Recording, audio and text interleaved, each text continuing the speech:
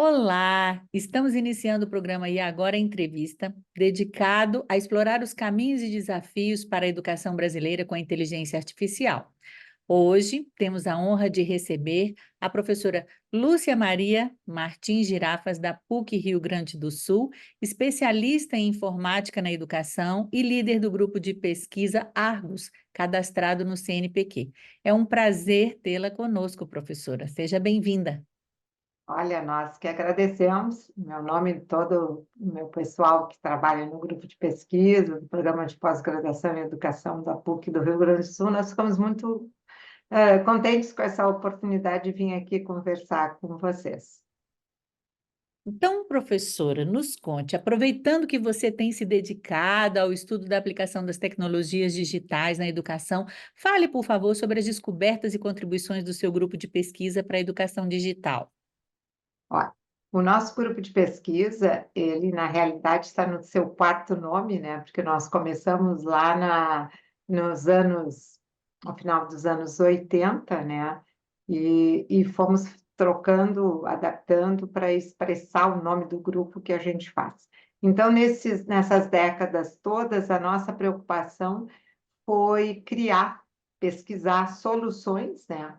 Para problemas e necessidades que afetam o cotidiano da escola, ou seja, como a gente gosta de brincar, lá no chão de fábrica, né, na educação básica, basicamente, é onde a gente atua bastante, gerando softwares, material didático e fortemente alicerçados na formação docente para o uso de tecnologias digitais, que é a nossa, assim, o nosso maior foco é com a questão de preparação dos professores para poderem trabalhar com o uso crítico, reflexivo de todas essas tecnologias que estão aí, né?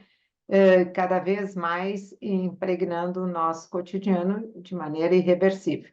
Inclusive, deixo um convite para vocês que, se vocês quiserem acessar as publicações do nosso grupo, que são todas para download gratuitas, com projetos apoiados pelo CNPq e pela CAPES, é só me mandar um e-mail. O meu e-mail é muito fácil, girafa, dois Fs, arroba, pucrs.br. Depois eu passo para a produção do programa para botar. Aí a gente vai ter prazer em compartilhar os links. Sim, vamos compartilhar aqui na descrição do vídeo que vai estar também no canal do YouTube. Muito Ótimo. obrigada, professora, já é uma grande contribuição. A gente acredita muito nisso, Isabela, que não adianta, o conhecimento tem que circular e impactar, transbordar para onde ele vai fazer a diferença, né? E a partir da sua vasta experiência em pesquisa e ensino na área de informática na educação, como você percebe os desafios e as oportunidades de integrar a tecnologia dentro da educação?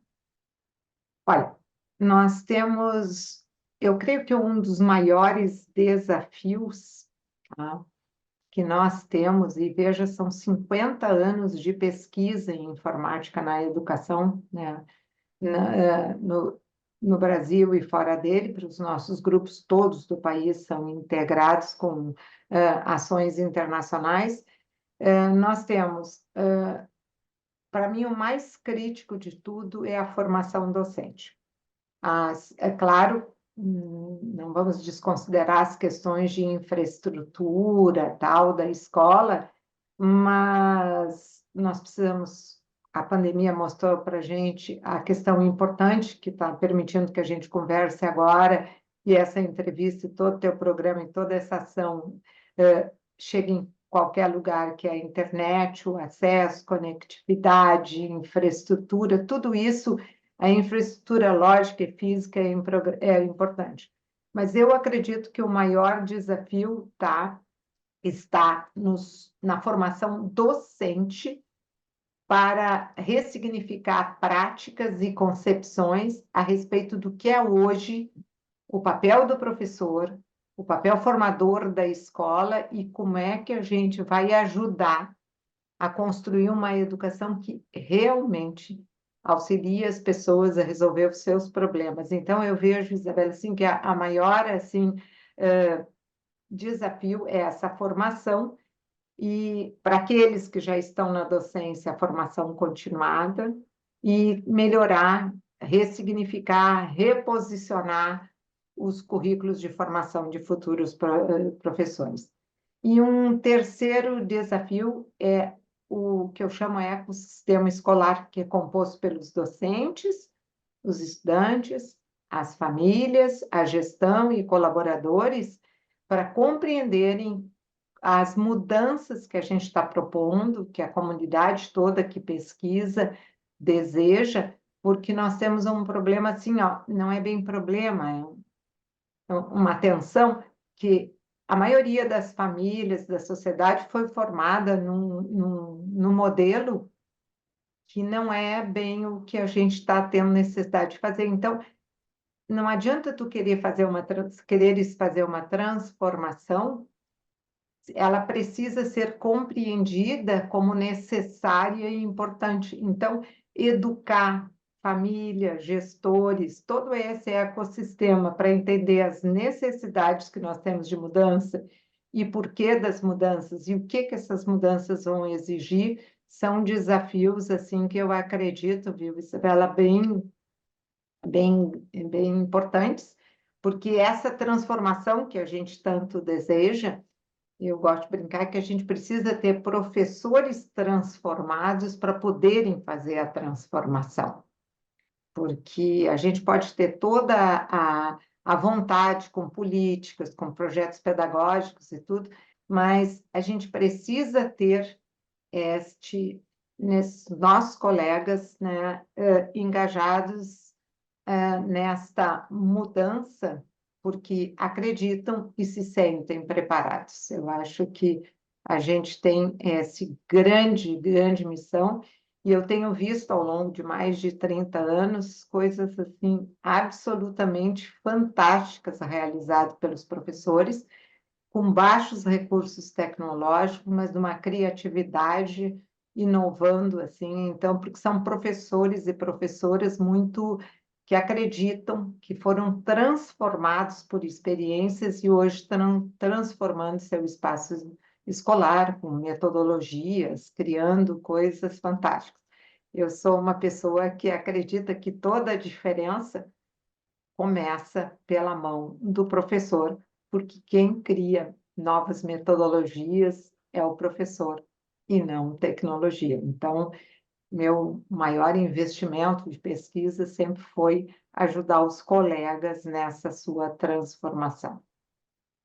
Maravilha, lindo, professora. Amei tudo que você disse. E você, com certeza, está envolvida em diversas iniciativas globais, né, para promover a aprendizagem baseada em tecnologia. E eu gostaria que você, se pudesse compartilhar com a gente um pouquinho de quais são as tendências, as inovações nesse campo, quais são as coisas que a gente poderia estar agora trazendo para o nosso público, para os professores, daquilo que está acontecendo de melhor no mundo. Olha, o mundo depois da Covid-19, dessa experiência, eu trabalho com educação online também há muito tempo, há várias décadas, e a gente teve experiências assim diversas e havia um descrédito que era possível a gente aprender não tendo a gente fala em educação à distância, mas eu vou citar uma colega minha, a professora Débora, que coordena o nosso setor, e ela diz assim: a gente tem que começar a dizer educação não presencial, porque nós acreditamos muito que a gente tem as tecnologias todas permitindo que a formação, a educação, a informação, ela cheguem a muitos lugares. Então, os avanços que a gente obteve foi o ponto de vista, além de toda a evolução tecnológica que hoje dá essa ubiquidade, essa capacidade que a gente tem de estar em todos os lugares, de estar hiperinformado, hiperconectado, ela nos permitiu criar alternativas de aprendizagem, de ensino muito interessantes. Então, eu diria assim que um dos eventos mais disruptivos que a gente teve foi o que a internet trouxe na criação desse mundo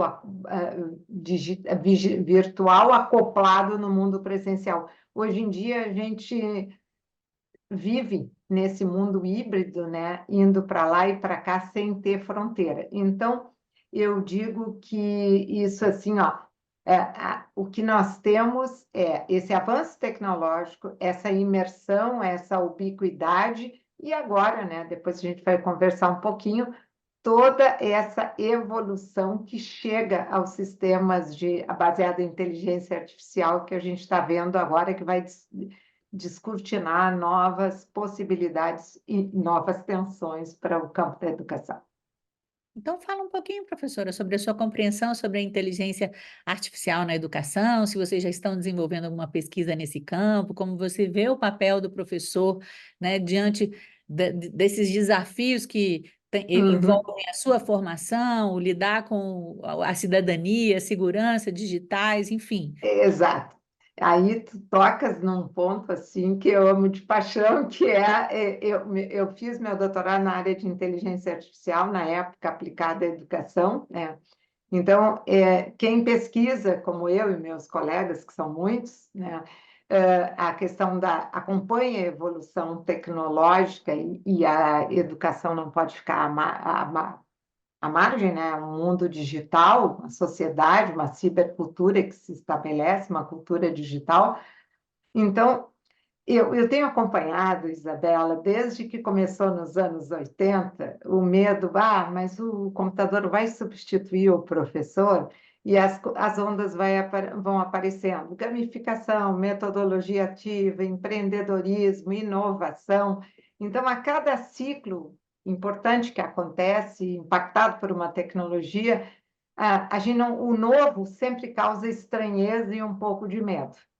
E inteligência artificial é uma coisa velha, tá? Que está no nosso cotidiano, no meio dos sistemas que a gente usa há muito tempo, mas agora veio a IA generativa. Essa IA poderosa que dá essa sensação de que a gente está assim arrebatado. Meu Deus, desde o final de 22.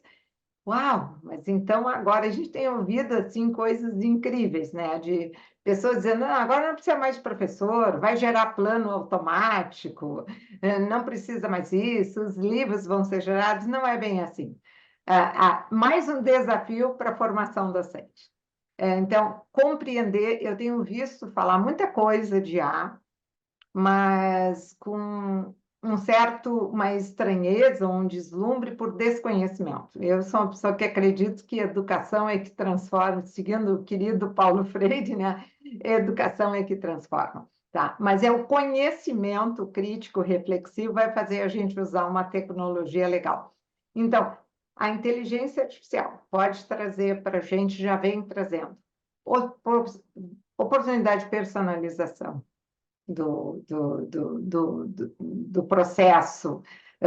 Ela pode trazer, a gente pode conversar depois, a questão de atendimento de necessidades especiais, uma série de vantagens, mas junto com ela vem um compromisso de compreender limites e potencialidades. Isso podes ver que eu sou recorrente em falar em formação de professor, né, para entender o limite e as potencialidades dos recursos que a gente tem.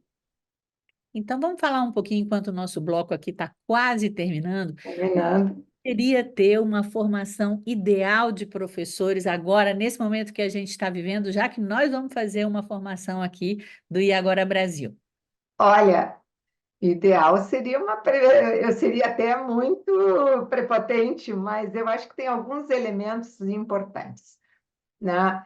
Primeiro, que ela vá para além da instrumentalização. Então, como é que a gente desenvolve uma visão crítico-reflexiva a respeito de uma tecnologia, de um recurso que a gente vai usar? Primeiro, a gente se alfabetiza para entender como é que funciona, depois entra numa fase que a gente chama letramento, quando começa a dar significância, e depois tu tem que desenvolver a fluência, né, usando bastante, até que tu ficas, como a gente diz, ambiente, tu tá um peixinho dentro de casa.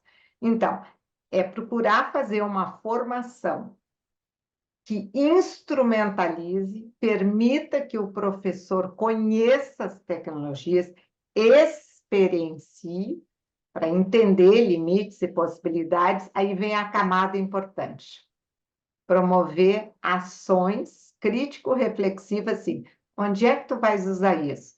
Isso desse jeito serve para a tua realidade? Se não serve, como é que tu vais adaptar? Como é que tu vai combinar recursos para resolver o teu problema? Eu acho que isso é um caminho interessante a ser percorrido. Muito obrigada, professora. O programa E Agora Entrevista faz um breve intervalo e nós já voltamos.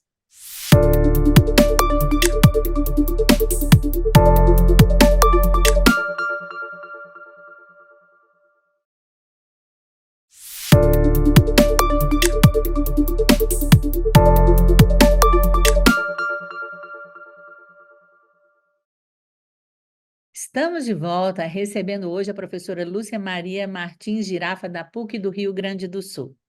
Professora, estudos recentes demonstram que a educação midiática desempenha um papel fundamental na promoção do senso crítico e da ética no uso das redes sociais.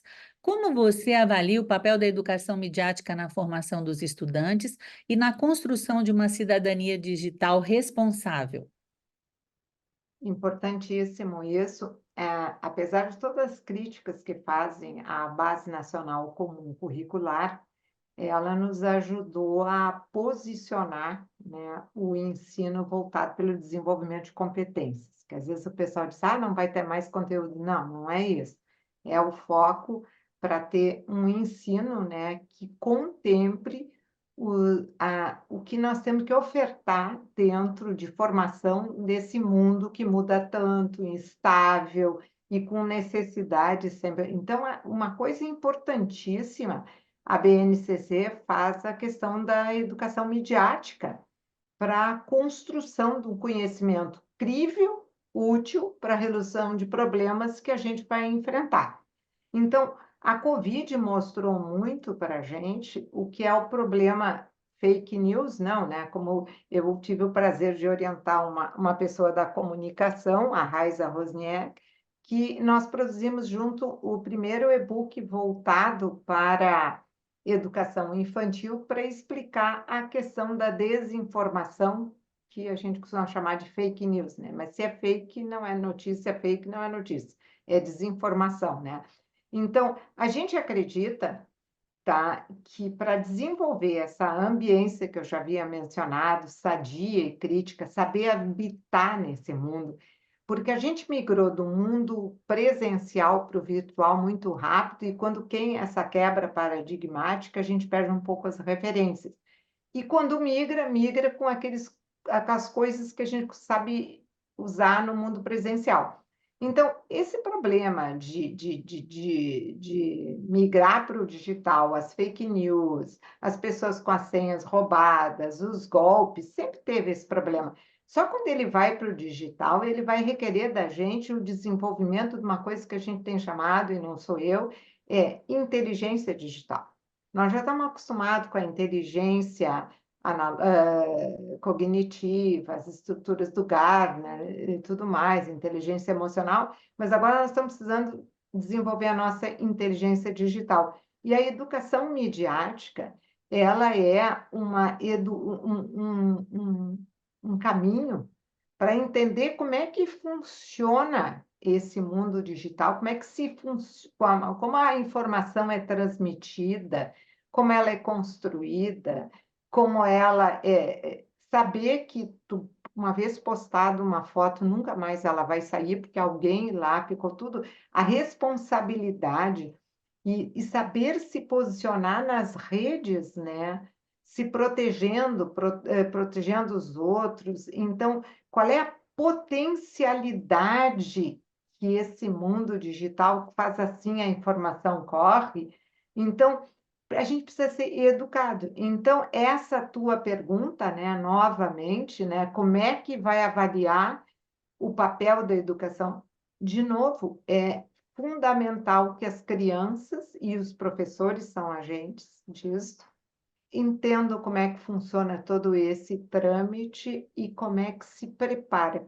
Então, esse livrinho, de maneira bem assim, a gente botou nem tudo que ouço e vejo é verdade, para ajudar desde a categoria de base, que são as crianças, a compreender que mundo é esse e ter essa educação para transitar nesse conjunto de mídias, né, que a gente tem que aumentou a nossa capacidade de comunicação. Maravilha, concordo plenamente. Que bom. E principalmente que eu sou da área de comunicação É, originalmente, então agora a gente está muito ligado na educação midiática, contribuindo ativamente. importantíssima, né? Depois o ramo da educomunicação também, né? Que esses dois campos, educação e comunicação, se juntando, importantíssima a pesquisa, né?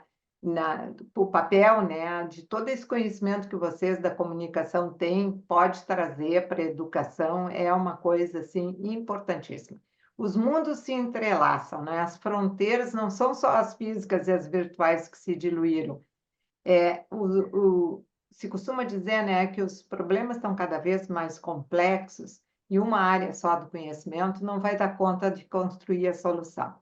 Nós temos que ter essa visão mais assim permeada, né, traçada, essa visão transdisciplinar, né, entender quais são as disciplinas que eu preciso, quais são os conhecimentos que eu preciso para resolver os problemas, saber os limites do meu e o que que um outro pode me ajudar. As parcerias, né? Cada vez mais trabalho em conjunto com pessoas de diferentes áreas, pensando as soluções. E aí a educomunicação não foi criada não se aproximou de graça, né? Ela se aproximou, pode se ajudar muito. Exatamente, aqui na Universidade de Brasília, nós temos há muitos anos um centro de estudos avançados, né, multidisciplinares. Eu mesmo também tenho uma carreira extremamente multidisciplinar, então eu faço minhas suas palavras. Não, eu acompanho o trabalho de vocês, é um trabalho muito importante. Eu também tenho uma carreira interdisciplinar, né? Professora de matemática na origem, de ciências. Aí depois eu fiz análise de sistema de especialização, mestrado, educação, doutorado em computação, e assim eu fui misturando. E eu sempre digo que eu não intencionalmente montei uma carreira, os movimentos da vida profissional me fizeram perceber a necessidade de buscar conhecimentos que eu não tinha para me manter trabalhando naquilo que eu gostava. Então, esse movimento nos leva a ter, né? Antigamente o pessoal dizia, mas credo, que formação fragmentada. Hoje diz, ai, que bom que tu tens esta formação diferenciada. Então, isso quebra também, né, Isabela, paradigmas a respeito de que tipo de do que a gente que conversávamos no bloco anterior, o que eu tenho que colocar numa formação para professor, né? Eu tenho que também trazer essas questões que tu muito bem trazes da educação midiática. E sobre as principais tendências na inteligência artificial na educação, o que você vislumbra para os próximos anos? Quais são as áreas específicas que você acredita que a IA já terá um impacto significativo, que ela vai trazer um impacto significativo para a educação? Olha, ela já vem, a IA já vem desde a década de 70 nesse IA na educação, preocupando-se em gerar sistemas de personalizados, sistemas que auxiliem a personalizar, tá? Não individualizar, que é outra coisa, de poder detectar características de um grupo, adequar ritmos de aprendizagem. Isso eu acho que cada vez mais nós estamos conseguindo e vamos conseguir trabalhar com esses sistemas de colaborativos que identifiquem grupos. Hoje nós temos possibilidade de, em fóruns de grande, onde tem muita gente, tu teres ferramentas que conseguem perceber se as postagens no fórum estão convergindo ou divergindo, onde é que tem ponto crítico, onde é que tem dúvida, prevenir o abandono, ser capaz de ter elementos para saber que aquele aluno pode abandonar. Então, nós estamos com uma quantidade de recursos muito interessantes, e agora sistemas que ajudam a revisar textos, enfim, nós estamos, eu acredito assim que se a gente souber usar bem, de novo, sempre, de maneira crítico-reflexiva, nós precisamos primeiro saber o que nós queremos, porque potencialmente nós vamos poder construir quase tudo, mas nós vamos ter clareza assim, ó, existe a pesquisa em inteligência artificial gerando uma série de ferramentas e recursos para vários fins, ter um robô automático, um professor particular para determinadas, para configurar uma coisa, uma ferramenta, tudo isso a gente já tem e vai ficar melhor. Nós estamos precisando decidir o que é que nós queremos sobre o ponto de vista educacional, que nós vamos delegar para a automação e o que é aquilo que nós precisamos preservar. Então, sobre o ponto de vista de potencial, Isabela, o céu é o limite ali, porque a evolução, assim, a rigor, né? Daqui a pouco nós vamos poder fazer coisas cada vez mais fantásticas, e isso que a gente está vendo aqui é nada perto do potencial que a gente pode chegar. Mas a minha preocupação maior é o que é que a gente quer sobre o ponto de vista educacional que os recursos tecnológicos façam por nós, né? Porque ao longo de todas essas décadas, nós temos nos acostumado num caminho inverso, a tecnologia avança, disponibiliza uma série de ferramentas e nós vamos lá e buscamos, né, ver, pelo menos, o potencial pedagógico e transformamos essas tecnologias usando metodologias para o nosso fazer educacional, né? Então, talvez uma coisa desafiadora seria a gente pensar o que nós queremos. Tem ferramenta para isso? Não? Então vamos construir. E aí sim, a gente teria um avanço assim bastante significativo em olhar essa questão de como as tecnologias educacionais realmente podem auxiliar de maneira mais efetiva, mais interessante o processo educacional. A gente sempre acaba consumindo o que vem e adaptando. Então, justamente por ser alguém de computação e estar acostumado, a gente sabe que a pesquisa tem muita potencialidade, né? Então, vou te dizer que o problema não é a IA, né? É o que a gente quer que ela faça e a gente precisa estabelecer urgente os aspectos éticos dessa questão, né? E para a gente discutir, a gente precisa entender profundamente o que já está, o que pode ser feito, seus desdobramentos, e não é à toa, né, que todos os países se deram conta que está na hora da gente legislar e definir, porque uma coisa é a pesquisa que vai, né? E outras são os desdobramentos que isso pode causar na sociedade e o despreparo de uma sociedade para uma evolução tão rápida sem o devido reflexão e principalmente preparando a população e o ambiente escolar para isso aí. Ah, eu gostaria de saber se a senhora teria assim alguns exemplos de experiências educacionais, alguma experiência que você mesma possa ter tido com a tecnologia, com os alunos, para que a gente possa ter algo mais concreto para trazer para os nossos telespectadores. Vou te dar um exemplo que está todo mundo falando, que é o ChatGPT. Tá? O ChatGPT, quando ele apareceu, todo mundo, pô, agora, bom, né? Agora ele não vai chegar, e todo o sistema educacional, avaliações, né, Isabela, que a gente fazia, agora várias coisas dessas podem ser feitas de forma automática.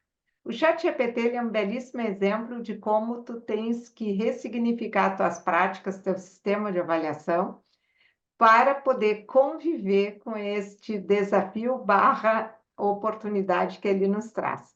Eu sou professora de programação. para curso de computação, aquele que está iniciando. Existe uma coleção de problemas clássicos nos livros didáticos da área de computação, e que nem os outros, tem problema, tem livro que está na edição 15 lá, com os mesmos problemas, só... Então, quando ele veio, todo mundo disse, bom, agora acabaram os programadores, acabaram as aulas. A primeira coisa que eu fiz, no dia que lançaram o ChatGPT em novembro, eu estava fazendo dando conteúdo novo, e os guris disseram, ó, professora, viu isso aqui? Aí nós começamos a trabalhar. Então, eu disse, tá, mas pergunta para ele. Tá, e aí ficamos. E aí ficamos parametrizando as perguntas, porque eu brincava com eles assim, ah, mas isso aí está muito burro, está muita linha de código para resolver isso, vamos melhorar. E aí eu botei uma solução bem curtinha, otimizada, e disse para eles, sigam perguntando e parametrizando essa pergunta até ele conseguir chegar a um código com 6 linhas. Quando terminou, os alunos disseram, essa foi a aula mais legal do semestre, porque foi a aula que eles se mobilizaram. E o ano passado todo, agora eu mudei toda a minha forma de trabalhar. Eu mudei os problemas, eu mudei a forma. Então, eu sei que eles vão usar. E na computação a gente usa muitas coisas automatizadas há muito tempo. Então, eu digo para eles, o meu negócio aqui é para vocês aprenderem a pensar computacionalmente e depois, como é que nós vamos usar essa tecnologia toda para melhorar nossos códigos, mas nós não podemos perder. Então, estou dando um exemplo assim, ó, o ChatGPT e seus desafios, tá, e possibilidades, nós temos que mudar o sistema de avaliação, enunciado de exercício e repensar. Então, eu faço isso no meu cotidiano 3 vezes por semana, quando eu entro na sala de aula de graduação, eu trabalho com essas ferramentas todas, produção coletiva de código e geração, os trabalhos são entregues como podcast, tu tem que vender, tu tem que fazer pitch para fazer síntese do teu trabalho, vendendo. Então, eu poderia passar a tarde aqui conversando contigo sobre exemplos, mas eu vou te dar um assim que creio que os telespectadores ou vídeo espectadores que temos, tá, vão poder pensar, puxa, é mesmo, está na hora de eu mexer nas minhas práticas do meu sistema de avaliação. E já Que tem muito maravilha. artigo por aí rodando com relatos de experiências, né? Queremos todos.